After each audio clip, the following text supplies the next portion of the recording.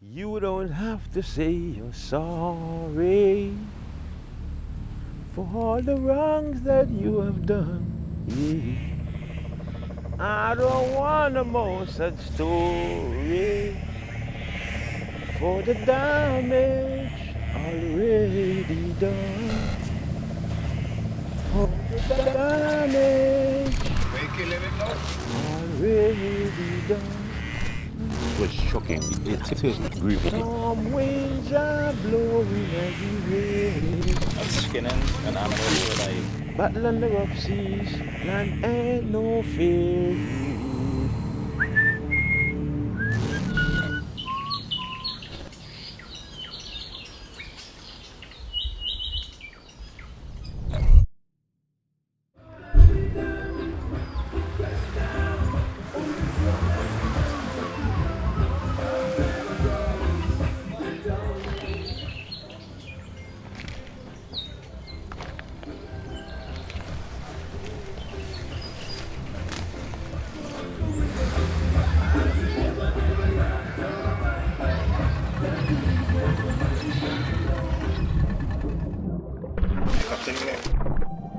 In some places, you walk on a red carpet. Under your feet, it's only turtle is your carpet.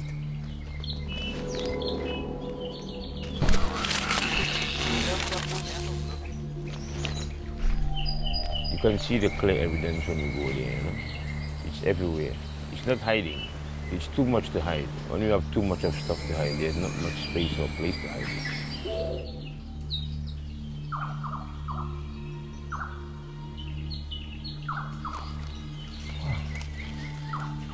Getting that stench. Look here, there's some. It's 1, it's 2, it's 3, it's 4, that's 5, that's 6. That's just 6 lying just simply in this area.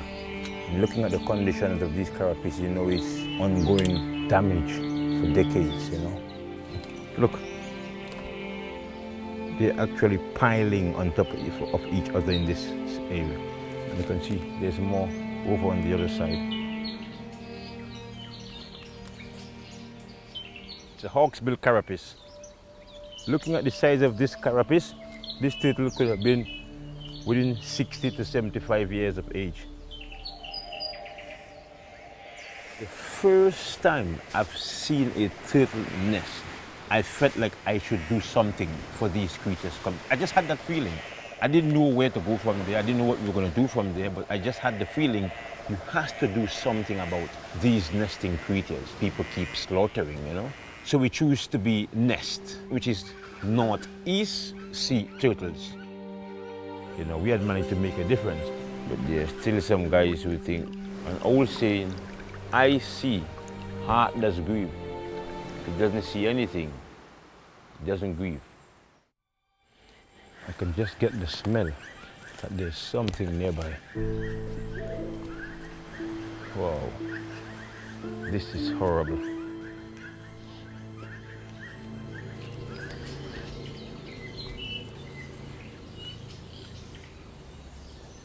Hard shells. It's a green and that's a hawksbill. We don't really get much greens coming in. And oh bad. It's really sad that most of that what comes on this beach, they destroy them. Oh wow, it smells really bad here. Look, this one is freshly killed like 2 nights ago. My God, oh, this thing smells awful. It's difficult to actually inhale in this place right now. Oh wow, it's horrible here. I feel like I'm start tasting it. So wow, these guys are deteriorating the population for the sea turtles in this area. You know, this is what we call poor enforcement, and this is the results of it.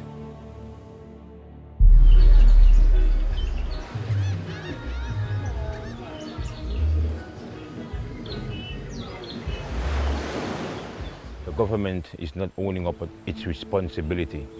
They know it's happening. It's not like they don't know. They know everything that's happening on the island. I don't really go there often, It's just sometimes you just pass through to see, go and get depressed on how damaging it is there.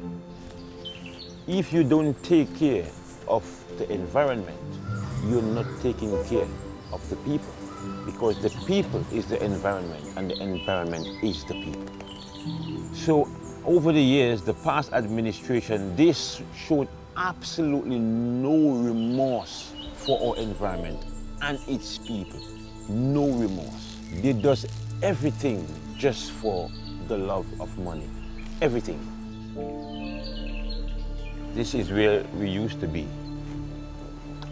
And we're not here anymore. I really miss this place, you know. The building is actually deteriorating now, you know, and it's difficult to really do something about it at the moment, because then the pandemic came, you know, and that was another stress, you know. So the last 3 years, we had no support whatsoever. So we decided that we just have to give it up.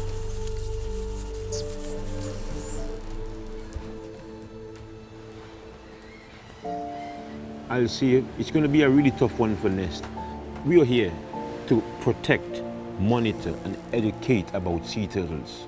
But we don't want to be doing it all our lives. But we want to do it as much to raise awareness and enough for the people to understand in the village, and then for the government to put something in place. Then there'll be a future for Nest. I have no guilty feeling for while I was a poacher. I had no guilty feeling or anything of that sort, and my poaching wasn't to the scale that it was excessive, but for us it was the thrill of being boys. You know, I remember one afternoon we came home from school, and my brother and I, we looked at each other and we said, what's the plan? And I said, well, we're going on the reef, let me go in the water.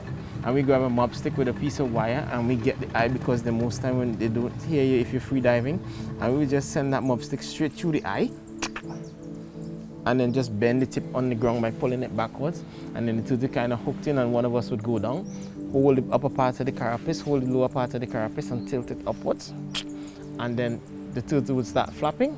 Once it starts flapping, it automatically pulls you and brings you right back up to the surface.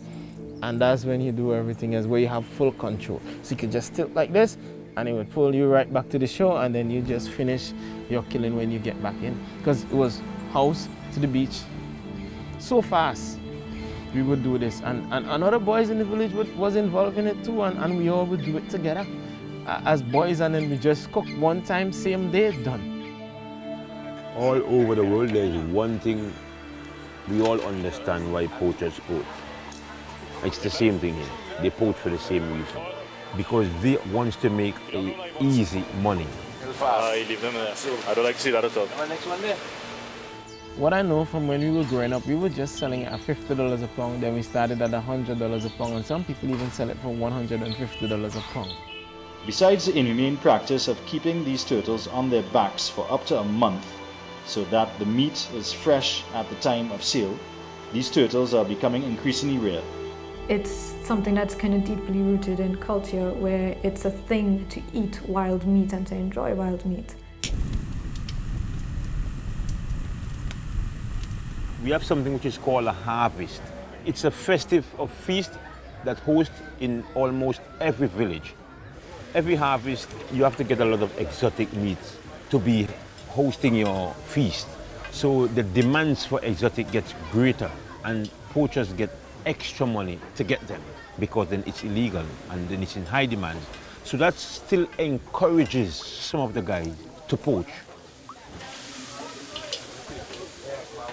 There's so many people that comes after the exotics that even government officials that should be protecting these animals are the ones that comes eating poached illegal meat, and they enjoys it.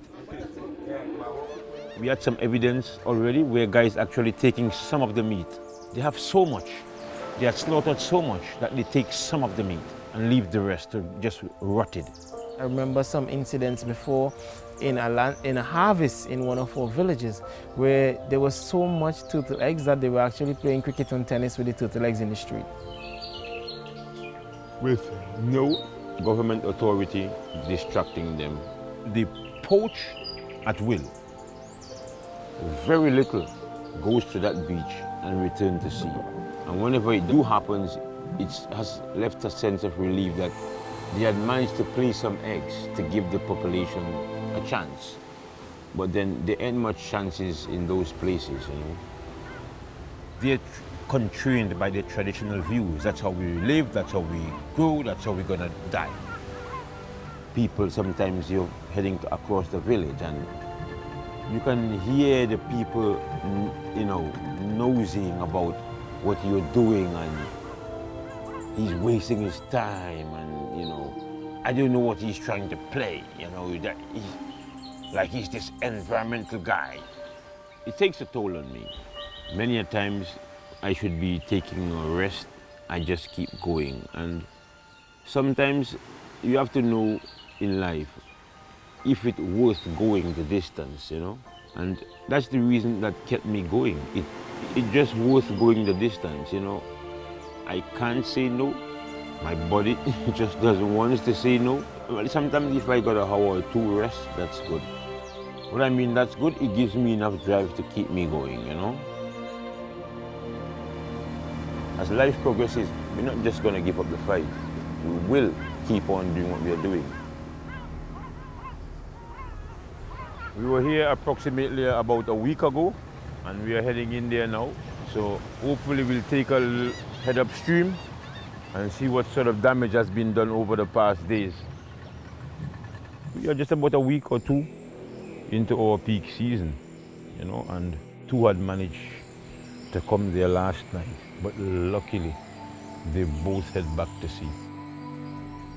We don't want to be in this place too long. You know, there's quite a bit of aggressive and violent guy come through this area.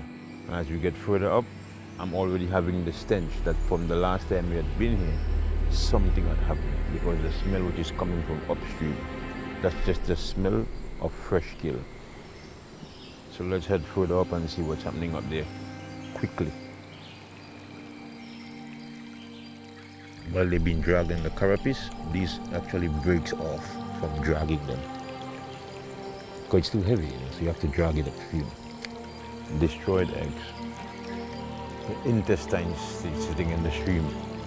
So that means there was a slaughter taking place a little further up somewhere here. Let me take a peek just there.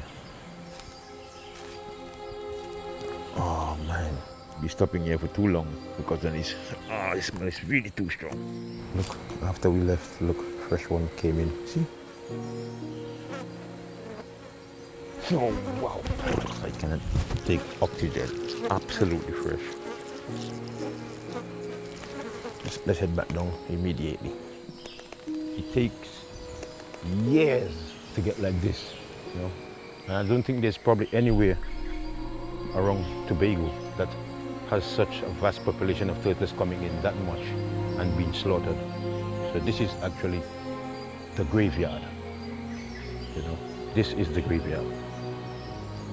This ain't going to be changing, you know, and there ain't going to be an easy resolution to this problem when those who are responsible are partaking, those who are responsible are not enforcing, those who are responsible are the ones to make the huge change, because the people on the ground can, but sometimes the law has to be embedded, because some people learn by their mistakes and some people definitely has to pay to learn.